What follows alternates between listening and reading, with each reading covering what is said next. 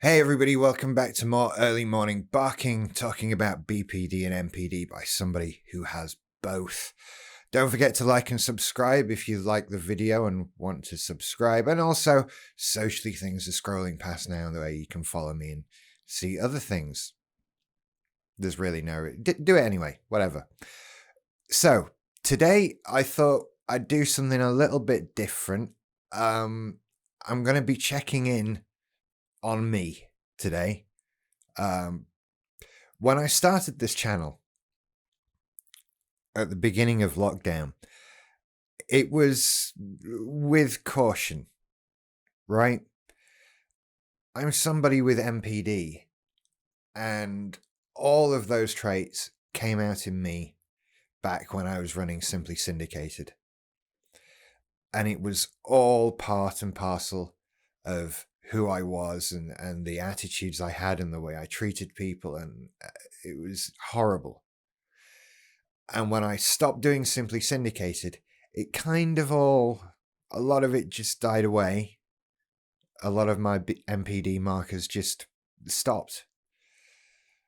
But coming back and doing a YouTube channel and then looking at doing some other things, it's been important to keep an eye on how I'm behaving with particular things and just sort of keeping track of them, just making sure things don't go too far in a bad direction. So today what I want to do is just, I'll go through the 9 NPD markers and see how I'm doing on them. And hopefully there'll be very few of them that I'm actually displaying and doing. I haven't thought this through before I started recording, by the way, so this could go either way. So the first one on the list is a grandiose sense of self-importance. I think I'm good there for now. Back in the podcasting days, that was huge. I was the Simply Syndicated guy. I was rich. I was amazing in my head. And it was all about my sense of self-importance. That was really what it was there to perpetuate. And it did that really well. It did it really well. And so, yeah, it's not happening now. It's not happening now. There's not enough it's very easily fed by others, that one, when praise starts being heaped on you and you start seeing that, God, when people are nervous to talk to you because it's you and that kind of thing, that's what starts to build all that up for me, and that's just not happening. So we're pretty good on that one so far. Next one is preoccupation with fantasies of power. Again, pretty good, and that was always fed by the podcast network. One of the good things about this channel is that there's no path whatsoever to any form of power or importance or anything like that. This is just me talking to you, and that's it. And I can't imagine a path between starting a small YouTube channel about BPD and NPD and sort of world domination. I don't see that. When I had that before, I absolutely saw that path. Simply Syndicated was a general media network. What was I trying to do? God, I thought I'd silenced you. What was I trying to do? I was trying to be Rupert Murdoch. I was actually trying to be Elliot Carver from Tomorrow Never Dies. Hi, Jonathan Price. Yeah, it was, that's the path there, isn't it? I'm going to start this small media network and we'll become a big media network, and eventually I'll be able to influence elections and create the news around the world. But there's no path from where I am to there. It's not something I particularly think about much anymore. Although I don't know. I can't help but feel that most places would be better off if I were in charge. I can't start thinking like that. What's next on the list? But anyway, yeah, the gist, no preoccupation with fantasies of power here. Belief of being special. That's a tricky one, because I'm not sure that I'd necessarily kick that entirely before I started doing this. And it's a very subconscious sort of thing. I don't genuinely consciously believe I'm special, right? That I don't know. Is that somewhat delusional if I thought that? That's because I'm not, obviously. And so why would I think that? But it's a sort of inner feeling that I am the focus of everything. It's all here for me. It, you know, as I said when I talked about this one before, it's like seeing the world like, this is my story. I'm the protagonist in the existence of everything. And for me, it's died down a lot as a feeling, and that comes with developing empathy, that you realize now the worlds are very complex. It's difficult to get your head around how complex the world actually is, and it's probably something we shouldn't have to think about on a day-to-day basis. But that one's it's dying off. It's certainly not being exacerbated by this. But yeah, I'm not sure that was gone for me in the first place. Need for excessive admiration. That one I feel creeping back in. Just a tiny bit. And it shows itself now in my constant checking of YouTube stats. And I'm talking like near constant now. If I'm not occupied with something, if I'm not doing something, my phone is open and I'm refreshing YouTube stats. And that's not good, is it? I mean, it's still not quite a need for excessive admiration that I had before. That before there was this never-ending, always hungry, bottomless pit of wanting admiration, of wanting everybody look at me. And I don't have that as much, but this is one of the ones where maybe we all have a little bit. We all have a need to be liked, to be admired. That's in there a little bit, isn't it? For everybody. And it only becomes a problem when things get excessive. It's why it says it in there. Excessive admiration. And I'm not there yet. And again, I think that's something that would be fed by other people. Unknowingly, of course. Sense of entitlement. No. Not at the moment. Entitled to what related to this? I don't know. Entitled to do well, entitled to be top rated or most viewed or something like that. That's probably how that could play out, getting frustrated with that. Why aren't I doing better? What's wrong with people for not watching my videos? Are they stupid or something? That kind of thought process. And it's not coming out. Of course, I look, even wanting views on a channel and subscribers was kind of something I wanted to avoid, like that. I didn't want to think about it. I just wanted to do this and sort of give myself a little bit of talking therapy. And if people watch, then great. And if they didn't, then who cares? That kind of attitude. And it's not happening.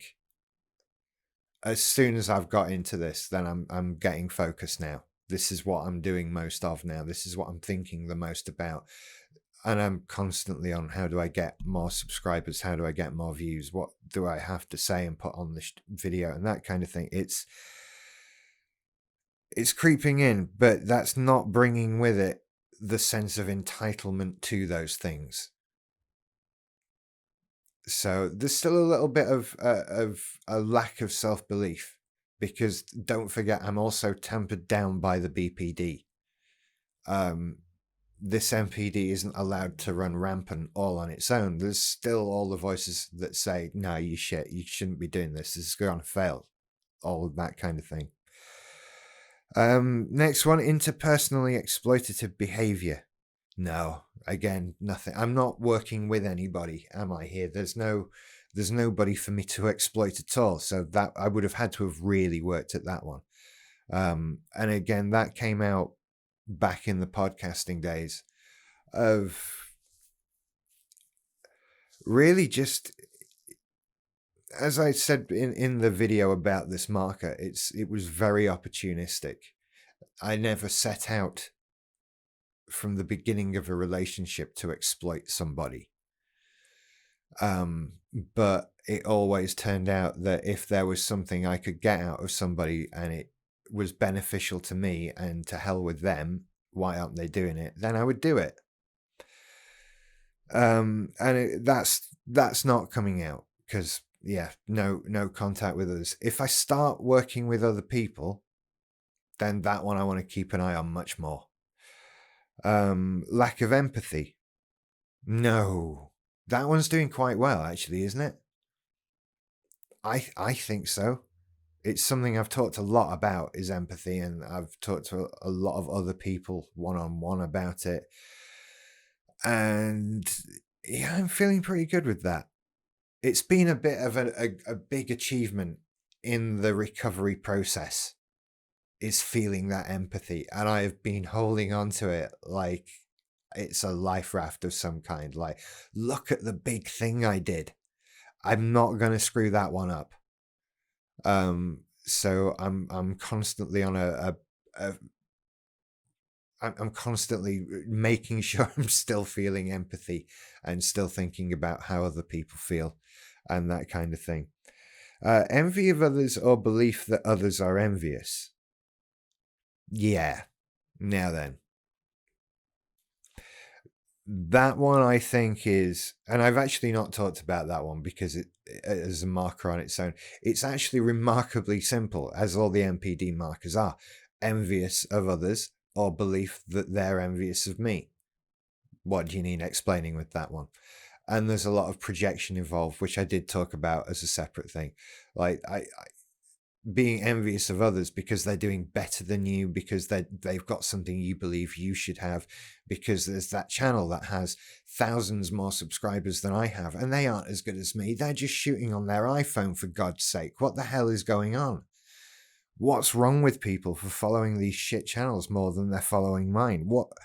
You can see the process of just getting angry and frustrated with things that aren't to do with me and are all about just being envious. The truth is, I want the thousands of subscribers.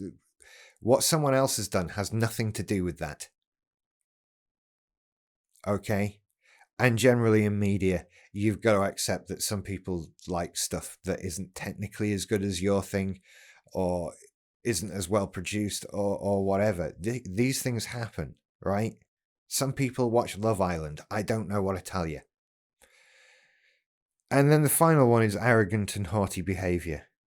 He says just after he's made fun of people who watch Love Island. Right. So again, that's not too bad, is it? Have I said anything that seems arrogant and haughty? I've said haughty a lot because I enjoy saying the word. But that's pretty much it. There's not really been any. I try to, right, with this topic, and I've talked about, I have presented shows on so many things over the last 15 years. Mainly like tech or movies or TV stuff, but other things as well. And I think I've always put myself forward as some sort of authority on whatever subject it is. If we're talking about technology, I know the most about technology. You should listen to me. I'm the person you should listen to. And I'd get upset when people didn't, or they didn't follow my advice. When nothing made me angrier than somebody saying something like, what phone should I get? And you tell them and they go, I don't want that one. Like, but I've told you what phone you should get, and I'm me. But with this, I'm not an authority at all. I know nothing. And I actually believe in this particular case, if I were presenting videos to you like this on the grounds that I knew anything, there's potential like harm that could be done there. I'm not a medical professional. I'm just a poorly person. And I'm not to be listened to like a medical professional. I'm not to present myself to you like a medical professional. That's very important. Because despite all these other NPD markers, I am absolutely terrified at the prospect that I might cause somebody harm. No, absolutely don't ever want to do that. So when I'm talking about a subject like mental health, it's important for me to not present myself as some kind of authority. I know nothing. I am not qualified. Right? And so that's definitely keeping the arrogant and the haughty behavior to a minimum. Because what have I got to be arrogant about right now? And the answer is nothing, really. So we're all good there. Hey, I think I'm doing all right then. I think my NPD markers are at an all-time low, with a couple just sort of worth keeping my eye on. The envy of others, the sense of entitlement, the need for excessive admiration. It's clear to see how I had all of these things that were being fed by the world I created for myself. And when that world fell down and these things stopped being fed, I feel like a lot of things have died off or gone into a prolonged hibernation or something like that.